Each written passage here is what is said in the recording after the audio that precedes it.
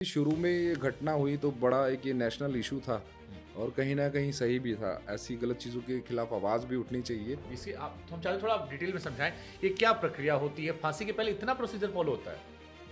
तो मैंने जाके उसको कपड़े दिए, वाइट कपड़े, कि विनय ये रखो, इनको नहाकर कपड़े पहन लो। तब वो फेंट हो गया कि हाँ, अब प्रशासन कुछ ना कुछ करेगा। निर्भया कांड के चारों आरोपियों को जिनको फांसी दी गई थी, जो ये कई बार सोशल मीडिया में चलता है, फिल्मों में दिखाते हैं कि लास्ट विश पूछते हैं, ऐसा कुछ होता है?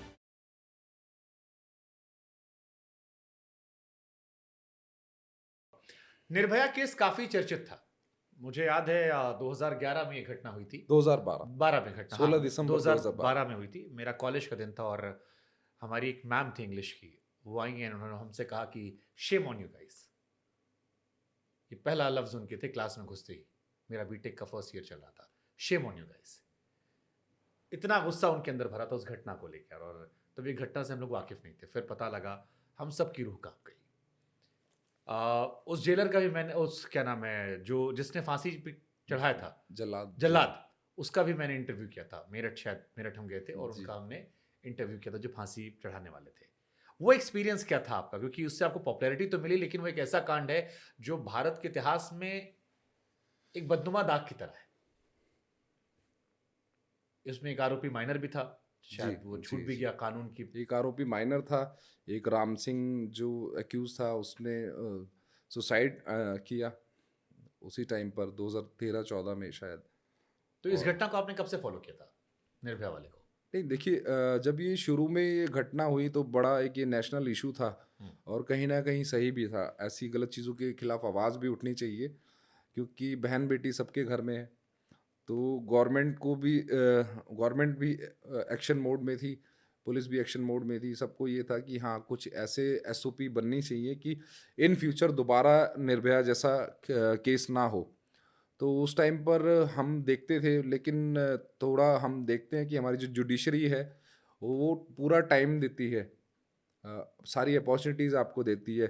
पहले आपको सेशन के अंदर ट्रायल होगा, सेशन के बाद आपका हाई कोर्ट में ट्रायल होगा, फिर सुप्रीम कोर्ट में होगा, फिर मर्सी पिटिशन डलेगी। तो ये थोड़ा-सा एक लंबा प्रोसीजर है, पर ये पूरी तरह फेयर है। तो इनको सारी अपॉर्चुनिटीज़ दी गई। तो इनमें थोड़ा टाइम तो लगता है, जब 5-6 एजेंसीज़ इन्वॉल्व होती हैं। तो करते-करते शुरू में फिर न्यूज़ आती थी 2017-18 में कि सुप्रीम कोर्ट से इनकी डिक्लेयर हो गई है। फिर हमारे प्रेसिडेंट साहब ने रिजेक्ट कर दिया। तो एक तो इंटरेस्ट शुरू में बहुत था, और फिर लास्ट में जो बाद में 1 डेढ़ साल का जो टाइम चला कि आज रिजेक्ट हो गई है, अब सिर्फ फांसी के ऑर्डर आने हैं। तो इमीडिएटली उन्होंने मेरे ऑर्डर किए। मैं मंडोली से, मेरे को स्पेशली 3 दिन के लिए तिहाड़ बुलाया, और 18 मार्च से 20 मार्च तक eye to eye, body to body, तकरीबन 72 घंटे बिना सोए हम सिर्फ उनको वॉच कर रहे थे। ये क्यों, मतलब इसे आप तो हम चाहते थोड़ा आप डिटेल में समझाएं। ये क्या प्रक्रिया होती है? फांसी के पहले इतना प्रोसीजर फॉलो होता है? नहीं, देखिए, ये फांसी कोई नॉर्मल फांसी नहीं थी, और इसमें किसी भी तरह का लैक हम्म। अगर आता है तो एक डेंट आता है डिपार्टमेंट के ऊपर। तो जो फांसी का जो प्रोविज़न है उसके अंदर वो क्लियर है कि जो इनमेट है, जिसके साथ जिसकी हैंगिंग होनी है, तो उसको कोई फिजिकली कोई डैमेज ना हो, वो नुकसान ना पहुंचाए, या कोई दूसरा उसको नुकसान ना पहुंचा दे। और इसके पीछे लॉजिक क्या होता है? ये हमारे ये रूल है, हमारा कानून ये कहता है कि जो फांसी दी जाएगी उस टाइम पर वो फिजिकली, मेंटली, हर तरीके से स्टेबल हो। ओके। हाँ, तो उनका जो ताकि गुनाहों को समझ में आए कि क्या गुनाह की सजा जी पा रहे हैं। जी, हाँ, वो मेडिकली भी फिट हो, फिजिकली भी फिट हो। तो इन्हीं चीज़ों के चलते हमें वहाँ रखा, मेरे साथ बाकी स्टाफ भी दिया गया। तो हम ऐसे ही बैठे रहते थे पूरा टाइम, ऐसी चेयर डाल के कि सामने विनय बैठा है और उसकी हर मूवमेंट पे हम नज़र रख रहे हैं। अक्षय बैठा है, उसको देख रहे हैं, कुछ नहीं करना। तो इन अगर लोगों से आपका इंटरेक्शन भी होता था, हाँ, जिनकी हाँ, फांसी 3 हुई? दिन बिल्कुल ऐसे ही बैठे रहना था। अगर वो वॉशरूम जा रहे हैं तो हम वॉशरूम के बाहर खड़े हैं। मतलब बिल्कुल उनको छोड़ना नहीं था कि ये कोई ऐसी हरकत ना कर दें, या कोई दूसरा ऐसी हरकत ना कर दें, क्योंकि एक नेशनल इशू, इंटरनेशनल इशू था ट्रू, ये। ट्रू। क्योंकि आपने क्लोजली वॉच किया उन्हें, तो क्या माइंडसेट होता है जब आपको, जैसे उनको पता लग गया होगा कि अब 3-4 दिन बाद फांसी होनी है?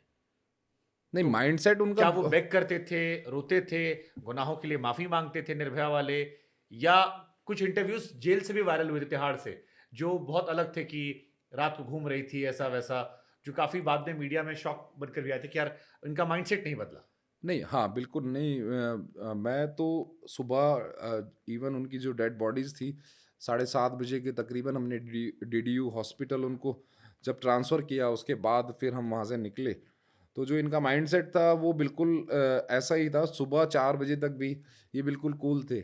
इनको ये लगा कि इनके जो वकील साहब हैं, वो फिर से कुछ ना कुछ चीज़ें करेंगे। वो बैक टू बैक एप्लीकेशन लगा रहे थे। कभी उसकी वाइफ़ के ह्यूमन राइट्स को लेकर लगाते थे, कभी किसी चीज़ को लेकर लगाते थे। तो वो लिंगर ऑन चल रहा था प्रोसीजर। उस दिन भी लिंगर ऑन हुआ और आपको याद होगा, रात को तकरीबन 1 बजे हाई कोर्ट बैठा, फिर सुप्रीम कोर्ट बैठा। हमारे एक्स जो चीफ जस्टिस थे, दीपक मिश्रा जी। हम्म। हाँ, तो अभी मैं था इन इवेंट में उनके साथ। तो तकरीबन सुबह 4 बजे हमारी एसडीएम साहिबा ने जॉइन किया हमें। तो हमें लगा कि शायद फांसी के ऑर्डर्स हैं, हम्म। पर वो भी आकर नॉर्मल बैठ गई। सब लोग ब्लैंक थे। वायरलेस सेट बार बार हम देख रहे थे कि कहीं से कुछ मैसेज आए तो एग्जीक्यूशन को हम आगे बढ़ाएं। तो बिल्कुल चीज़ें नॉर्मल थी। तो फांसी वाले दिन जब सुबह 4:30 बजे के अराउंड हम्म। जब मैसेज फ्लैश हुआ कि हाँ, वी आर डूइंग, तो मैंने जाके उसको कपड़े दिए, वाइट कपड़े, कि विनय ये रखो, इनको नहाकर कपड़े पहन लो। तब वो फेंट हो गया कि हाँ, अब प्रशासन कुछ ना कुछ करेगा। तो तब उसका चेहरा बिल्कुल सफ़ेद, हम कह सकते हैं सफ़ेद पड़ गया। और फिर जैसे तैसे करके उसने कपड़े पहने, अपनी सेल से बाहर आया। सेल से बाहर आके कुछ कदम तो चला, उसके बाद फिर उसके कदम भी आगे नहीं बढ़ रहे थे। तो यही हाल चारों का था। उन्हें पता ही नहीं, उन्हें फिर था कि हाँ, अब चीज़ें हो रही हैं, क्योंकि पूरा दल बल, सारी चीज़ें पूरी सिक्योरिटी के साथ, और एक पिन ड्रॉप साइलेंस है। वो कहते हैं ना कि कोई इंसिडेंट होता है तो हवाएं भी बोलती हैं। तो तब माहौल ऐसा बन गया, थोड़ा हमें भी अजीब लग रहा था कि ये चीज़ हम क्या करने जा रहे हैं। ट्रू। हाँ, पर पार्ट ऑफ जॉब करना था, तो वो हमने किया। और 5:15 के अराउंड ये एग्जीक्यूशन हमने कंप्लीट किया। और फिर हमारे डॉक्टर साहब ने जब उन्हें डेड डिक्लेयर किया, उसके बाद तकरीबन 7 साढ़े 7 बजे डीडीयू हॉस्पिटल के लिए हमने एम्बुलेंस बुला के इनकी डेड बॉडीज़ को रवाना किया। तो ये निर्भया कांड के चारों आरोपियों को जिनको फांसी दी गई थी, जो ये कई बार सोशल मीडिया पे चलता है, फिल्मों में दिखाते हैं कि लास्ट विश पूछते हैं, ऐसा कुछ होता है? हाँ, बिल्कुल। देखिए, लास्ट विश पूछते हैं तो बड़ी, अगर कोई लेजिटिमेट सी विश है तो वो समझ में आती है। तो इनमें से किसी से लोगों से पूछी थी आप लोगों ने कि तुम्हारी लास्ट विश क्या है? नहीं, उस टाइम तक इनको कुछ था ही नहीं। सुबह तक भी हमारे पास ऑर्डर नहीं थे, इनके पास ऑर्डर, इनको नहीं पता था। तो यही था कि आज भी डेट ले जाएंगे, शायद फिर लटके का मामला, क्योंकि वो उस महीने रोज आजकल आजकल चीज़ें चल रही थी। कभी डिसीजन पेंडिंग, डिसीजन सेव करना, इस तरह की चीज़ें थी। और सुबह उस टाइम पर जब ये सब हुआ, क्योंकि बहुत लास्ट में हमें पता लगा, तो उस टाइम इनकी सिचुएशन नहीं थी ऐसी कोई इनकी लास्ट कोई विश ये वाली। फॉर्मेलिटीज नहीं की गई। अच्छा, हैंग टिल डेथ होता है, जी। ऐसा नहीं होता कि अगर आप बच गए उस टाइम कुछ सेकंड तो आप सरवाइव कर जाएंगे? हैंग टिल टिल डेथ ही रहता है। और वो हमारे डॉक्टर साहब डिक्लेयर करते हैं, हमारे साथ जो सीनियर मेडिकल ऑफिसर होते हैं, वो डिक्लेयर करते हैं कि हाँ, अब ये डेड है। तो उसके बाद हम उनको तो ये 1 बाय 1 होता है, चारों को एक साथ किया गया? चारों को एक साथ किया। हमारी फांसी कोठी में इससे पहले सिर्फ 2 तख्ते थे जहाँ हम फांसी देते थे। और इनके लिए हमने, क्योंकि फांसी के ऑर्डर में क्लियर मेंशन था कि चारों को एक साथ, तो हमने 2 तख्त और बनवाए थे। और सारा एक ही साथ, इवन लीवर भी 2 थे, क्योंकि 2 एक तरफ थे, 2 एक तरफ थे। तो अ, दोनों लीवर को एक साथ से पुल डाउन किया और एक साथ फांसी दी। तो आपके सामने 4 लोगों को फांसी दी गई, जी। क्या मेंटल जोन आपका था जब आपने देखा कि 4 लोगों को फांसी, क्योंकि बहुत घिनौना कांड था निर्भया, बट वो आपकी ड्यूटी थी, आप तो नॉर्मल इंसान हैं। रोज़ तो किसी को मरते देखते नहीं इस तरह से और सामने हैंग टिल डेथ वाला। तो उसके बाद आपका क्या दिनचर्या रहा? क्या माइंड ज़ोन रहा? क्या माइंड स्पेस रहा? या क्या वो चीज़ें आपको हॉन्ट करती थी बाद में कि आपने ये देखा, क्योंकि नॉर्मल इंसान तो ये बियर नहीं कर पाएगा। देखिए, जिस टाइम हमने फांसी दी तकरीबन 5:20 के आसपास का वो समय था। तो शुरू में तब तक तो बिल्कुल ये था डायरेक्शन फ़ॉलो करो, सीनियर्स खड़े हैं, सब कुछ है, हुँ, एक ज़िम्मेदारी है। तब तो हम कोर्स ऑफ एक्शन करते रहे। उस टाइम सोचने का टाइम नहीं टाइम नहीं होता मिला आपके होगा। पास। तो कोर्स ऑफ एक्शन जब तक रहा, सारी चीज़ें जब जब वो हैंग हुए तो हमने मैंने खुद फांसी कोठी नीचे देखा जाकर। तो जैसे इस पैर ऐसे बंधे होते हैं, हुँ, तो उनके वो पैर इस तरीके से आगे से वो मूव कर रहे थे। 1-2 मिनट वो हुए, फिर वो धीरे-धीरे वो डाउन होते चले गए। तो उस टाइम पर थोड़ा-सा एक लगा कि यार ये क्या कर रहे हैं? फिर जो जेल के बाहर इतनी पब्लिक थी कि मैं बता नहीं सकता, मैंने इतनी भीड़ कभी नहीं देखी।